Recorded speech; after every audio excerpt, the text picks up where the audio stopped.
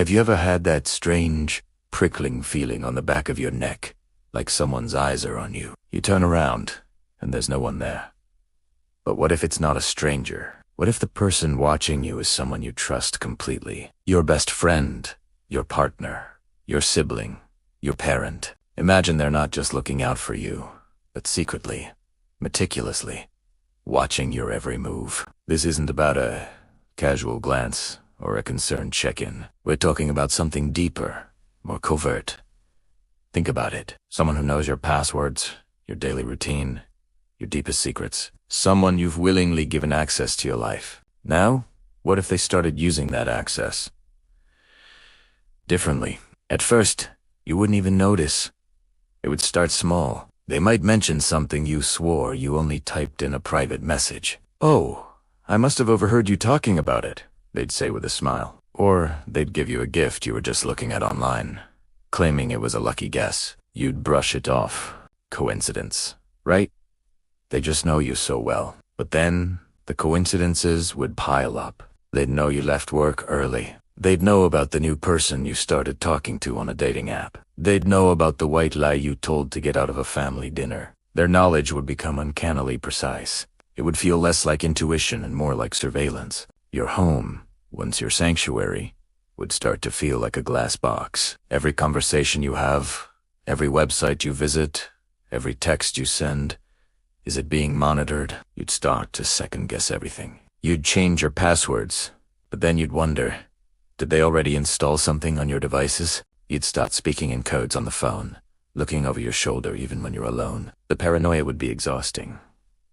The very foundation of your relationship would crumble, replaced by a chilling suspicion. Every act of kindness, every thoughtful gesture from them would now be tainted. Is this genuine affection, or is it a calculated move? Are they helping you because they care, or are they gathering more information, maintaining control? You would be trapped in a state of hypervigilance, constantly scanning for clues, for proof. You'd try to confront them, but how?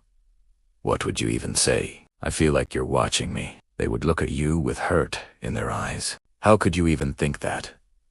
"I love you. I just worry about you." They would masterfully turn it around, making you feel guilty, paranoid, and ungrateful. They might even use the secrets they've gathered to manipulate you further, to isolate you from others who might believe you. "I know what you've been saying behind my back," they might hint, planting seeds of doubt about your other friends. This erosion of trust is devastating. Trust is the invisible thread that holds our relationships together. It's the belief that someone has our best interests at heart, even when we're not looking. When that's broken by the very person you let in the closest, the emotional fallout is immense. You'd feel betrayed, violated, and incredibly alone. Who can you turn to when the person you normally turn to is the source of your fear? The psychological impact would be profound. You'd start to question your own judgment. Am I going crazy? Am I just being paranoid? This self-doubt is a powerful tool of control. The constant stress would affect your health, your work, your ability to connect with anyone else. You'd build walls around yourself, not just to keep the watcher out, but to keep everyone out. Trusting anyone new would feel impossible. This scenario, as terrifying as it sounds, taps into a very modern fear. In an age of digital footprints and shared accounts, the line between caring and controlling, between privacy and transparency, is becoming increasingly blurred. We willingly share so much of ourselves, assuming it's done in the spirit of love and trust. But what happens when that trust is exploited? It forces us to ask some hard questions. What are the boundaries in our relationships? How much access is too much? And how do we protect our personal space, both physical and digital, without shutting out the people we love? The truth is, genuine trust doesn't require surveillance. It's built on respect for individuality and privacy. True intimacy is about knowing someone's soul, not their search history. If you ever find yourself in a situation where you feel controlled or monitored, please know that your feelings are valid. It's not your fault, and you are not being overly sensitive.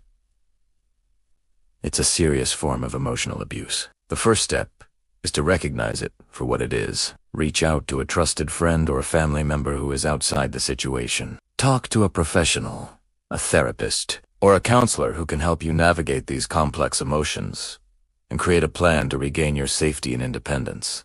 There are hotlines and support groups specifically for those experiencing domestic or emotional abuse. You are not alone, and help is available. Ultimately, the thought of being watched by a loved one is horrifying because it perverts the very definition of love. Love is about freedom, not confinement. It's about support, not suspicion. It's about building someone up, not breaking them down in secret. So let's be mindful of the trust we're given and the trust we give. Let's build relationships based on respect and open communication, not on passwords and hidden cameras. Because the most valuable thing we can offer someone isn't access to our lives, but a safe space in our hearts. Thanks for watching. If this video resonated with you, hit the like button and subscribe for more content that makes you think. Stay safe and take care of each other.